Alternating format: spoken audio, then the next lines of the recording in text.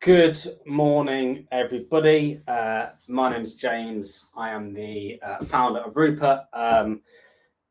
Welcome to the comment section. I'm going to be doing these every Wednesday at 11 a.m. It's a quick 10-15 minutes of just a bit of value for you and your team to get more value from the comment section. So today we're discussing something really crucial for e-commerce brands and how they can succeed in Q4 of 2024, but more importantly going into 2025, and that is the comment management. So today I'll show you how managing comments can boost trust, sales, customer loyalty, and how actually some of the actionables that I'm going to give you, you can get started straight away. There are a few stats during this 10-15 minutes, and I really want you to digest them if you're an e-commerce brand yourself or you're an agency running e-commerce brands. Really want you to digest these stats because there's some on there that are really interesting. I'm keen for you to have a ponder on how they can impact what you're currently doing. So the first stat I want to start with and how I want to start this is our headline stat, which is 88% of people will not buy from a business if they see unanswered complaints. Now, this is a stat that I wish every single e-commerce brand knew, whether that be the agency or the brand themselves. And I've got a bit of an example of how this has actually impacted me and my sales when I was about to purchase something from a brand. So vintage clothes companies, we've all pretty seen them across TikTok and Instagram. I got hit with one about a year, 18 months ago, and I really liked how they interacted. I really liked the ads, how they engaged me, and I started going through their buying cycle. Now, while I was going through it, I started to think about a customer that I was working with at the time called Brand Hand, who are an F1 merchandise provider. Now, they've got a real challenge, which is the end of the F1 season, their stock price tanks.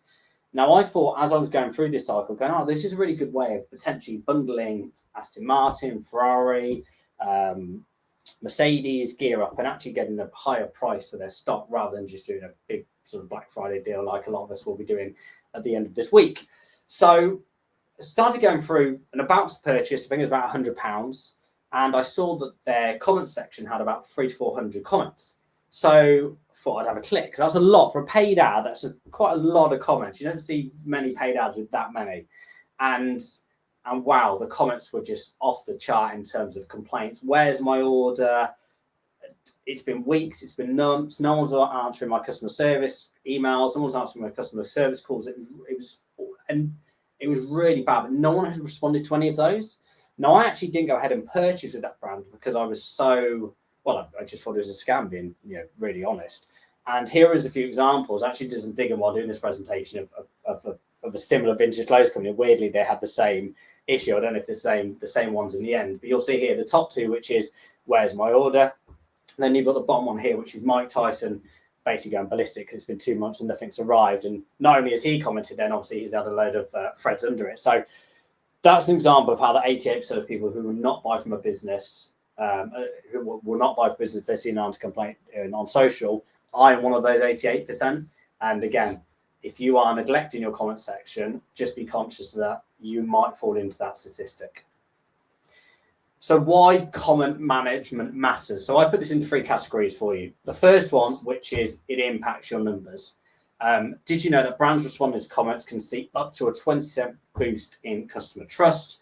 A good example of this is a brand that I work with now, which is called Touchstone. They're a health and wellness brand for mothers, pregnancy, and also young children. They get a vast amount of questions around, can this product be used for my son if he's on this type of medication, or he's got this, she's got that. Now, what's lovely is that they respond to those questions, and since using Rupert, they're responding to a lot more of those, and actually they've seen a huge boost in customer trust and conversion since replying to those, which is amazing. The second one is neglect, and actually if you're going to leave your comment section on, which you can turn it off, but my recommendation would be to not, because if you're not willing to keep it on and look like you can respond to comments, you will lose trust, and which will ultimately impact your numbers. But if you are going to leave it on, just remember you've got to respond. And a good example of that is Jaguar last week. We've all seen the rebrand. It went off and it was an absolute PR disaster. But just be conscious that if you're going to leave your comment section on, and if you're going to neglect those, you're going to lose trust, ultimately sales and conversions, because a lot of the people that either are asking the questions aren't going to convert, or people that are seeing those questions unanswered, again, back to that stat, aren't going to convert. But also, depending on what that question is, it could turn into a bit of a PR nightmare, as we saw with Joe Gibbons. So just be conscious of that. And the third one here is positive engagement benefit. So when you engage with people on your social media, you humanize your brand. Customers start seeing you as approachable and trustworthy. And a really good example of a brand that does this is Huel. What I love about Huel is they actually respond to every single comment again across all their socials, which is no mean feat. So fair play to them, they do this really, really well. But here's some examples of how they're responding. So the first one here is Shannon saying, she's making a valid point here, which is your minimum order value is £45. I just want to try it. Now, I love it. They're unapologetic on how they're responding. Our minimum order is our minimum order. Now, I don't know if Shannon has gone ahead and purchased. I think based on the interaction she's had and the engagement she's had with Huel, and also the recycling that's been going on in the background, I think because of that engagement, she's probably gone ahead and tried it, which is lovely. And the second one here is Sisu saying, gave me severe bloating. Now, they could have hidden that quite easily and just forgotten about it. They haven't. They've responded clear, concisely. Sorry to hear this. Did you get in touch with us so we could look into this for you? I absolutely love it. I love the way they've responded to it. Anyone that's seeing that will know that they are a trustworthy brand. And again, it's going to help their conversions and their numbers. So now we know why it matters, but what can we now do about it? So here are 3 strategies for effective comment management. Like I said, you can actually take these away and you can actually start doing these yourselves. So top tip for you to action. Number 1 is publicly thanking customers. If people are tagging your brand into once they've received their products into their posts, publicly thank them from the account, and potentially if you want to, and if you can, get certain discount codes to add on there as a thank you. Now, what you can do then is obviously track with that discount code is how many people have used that, if it's just the customer themselves or other people have seen it, which is a really nice way to track actually what you're getting from the comment section. But also what you can, from a content perspective, is if someone is publicly thanking you or becoming an advocate for your brand by saying, oh, this is amazing, I've had this a week, X, Y, Z, screenshot that and use that for your content, use that as a customer testimonial, but just remember to publicly thank them. Do not do it offline, do it online, so this can be seen by hundreds, thousands of people, not only your customers, but also your prospects. The second one, which is handle negative comments professionally. This is a very, very simple one, but if someone is going to be complaining about your product or service, just reply like you would on Trustpilot or as you would any other way, but just make sure you are actually handling those comments. Do not just hide them. Do like Huel have done. Publicly show your prospects and customers how you deal with negativity. And again, you'll become more trustworthy and more approachable, which will really help your conversions, especially if you're running paid. And the third one is automate repetitive inquiries. Now, we'll all have, or a lot of us will have FAQs on our website. So my recommendation is if you can't use or you haven't got tools and you're getting the same questions answered across your socials, whether it be what's your average order, what's your delivery times, whatever that may be, get a Google Sheet, get a sheet or somewhere where a lot of the members of the team can go in action and go and find for them to copy and paste into those responses.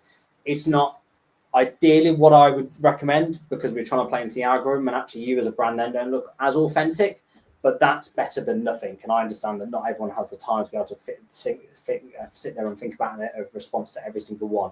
So it might be about your returns policy, but this will obviously free your team's time up or your time up when you're actually thinking about response. Just a bit of a testimonial with this, a company called Touchstone Essentials, who I think I touched on earlier, before they started using Rupert, their average response time was over 90 hours. Since using Rupert, that's actually gone to sub 10. And that's because one of the AI features, which is you can actually use it to help think about response rather than think about one, which really helps. But like I said, they're free sort of top tips to action, and you can go ahead and take those away today and start doing if you're not already doing those. And here's another example of Huel actually doing this in just replying to comments, which is, the first one, great, yeah, we got you. They just do not miss a comment. But what I love is the last one, which is Freddie Fazball's here, which is he's trying to compare a Lucozade to Huel. Now, we all know that they're very different products. Now, he's complaining about the nutritional value. Again, Huel could have just hidden it, forgot it. They haven't. They've responded in a really clear, concise way. They've done a bit of humour in there, a bit of tongue-in-cheek, but I like it. A lot more trustworthy, a lot more approachable, and like I said earlier, they never miss a comment. I'm going to open this up. Like I said, these are just 10, 15-minute quick ones. I am going to open up 20 questions. I've got someone in the background that's going to text me if we have or haven't got any. If you are on your typing, then great. If you haven't, just want to let you know the next session will be obviously next Wednesday. They're always going to be 11 a.m. on a Wednesday, and at 11 o'clock for 10, 15 minutes, just quick actionables for you to take away. And next week's is going to be why responders' comments can make or break your brand's reputation. So yeah, for those that have turned up, thank you, and hope to see you all next week. Take care.